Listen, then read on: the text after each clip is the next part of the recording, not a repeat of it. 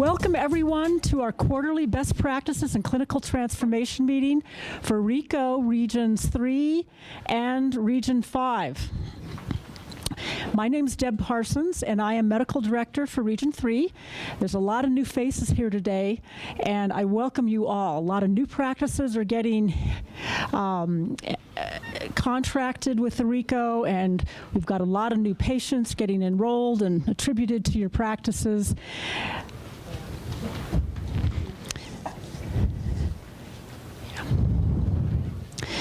So here's our meeting agenda. You can follow along with your handout. We're going to start with Trail Solutions, who's going to give us 30 minutes of an overview of where we are in Region 3 and Region 5 with our data. Where are we with our 3 key performance indicators in those 2 regions, in reducing emergency room utilization for non-emergencies, in reducing readmissions within 30 days, and in reducing high-cost imaging for CAT scan and MRI, as well as where are we in total cost of care. These key performance indicators have been refreshed and updated. This is the most current data that they'll be presenting for you. And there's some new parts of our data dashboard that they're going to introduce you to. The next part, which is the bulk of our presentation, is going to be hearing from practices who have actually done initiatives or new innovations that have made a difference in how they are delivering care to their patients.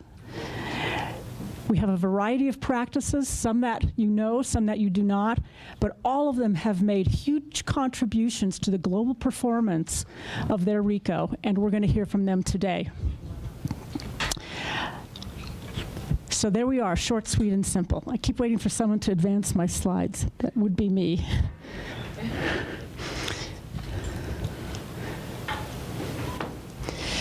So I always start every meeting with just going over our charter very quickly. It's in your handout. It covers a couple of slides.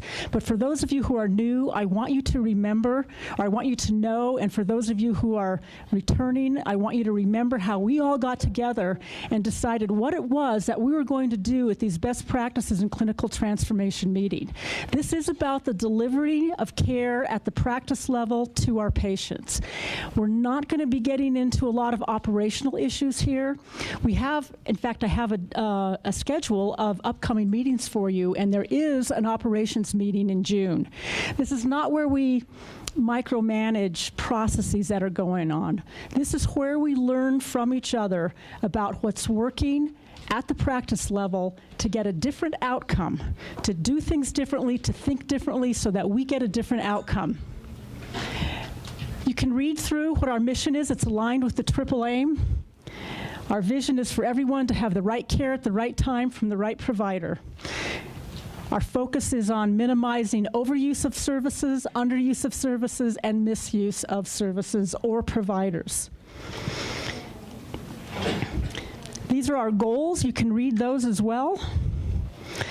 I want to call your attention that those of us who are gathered in this room do support the tenets of engagement, how we have agreed to interact with each other, to work with each other, to share and learn from each other.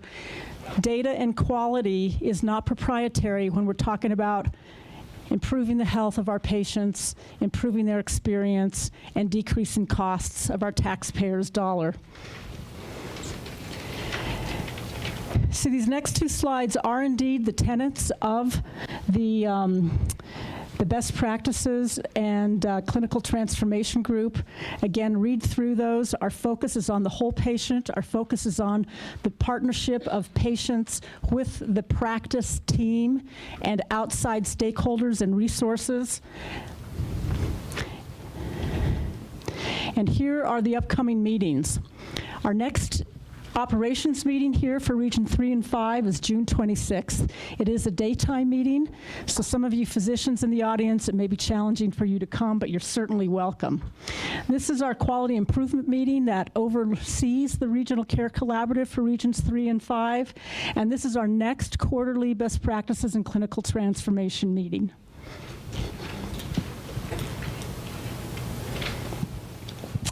And Anybody who asks a question, our panelists, myself, will be using the microphone. We want to know if you can't hear because Glenda is videotaping us, and all of these go on to our website.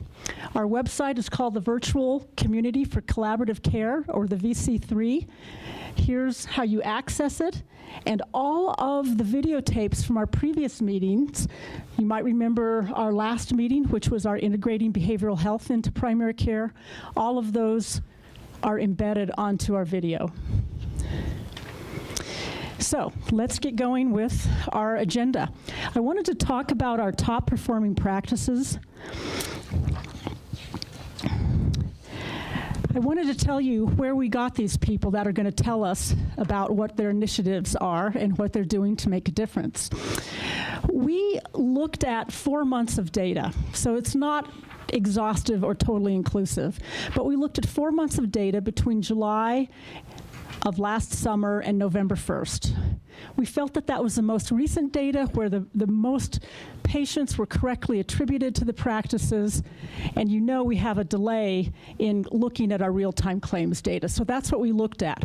We looked at practices that had over 900 members, and we looked at practices that met or exceeded the expectation for the RICO, for the state RICO project, which is to meet or exceed a improvement of 5% in the risk-adjusted key performance indicators. And we came up with a group of practices.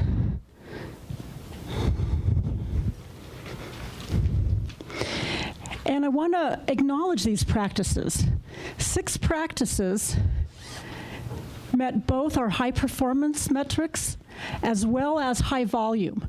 So they clearly were practices that were positively and very importantly contributing to the success of the RICO. Advanced Pediatrics, Brighton Pediatrics, Clinica Family Health Services, Commerce City Community Health, Family Practice of Aurora, and Rocky Mountain Health Centers.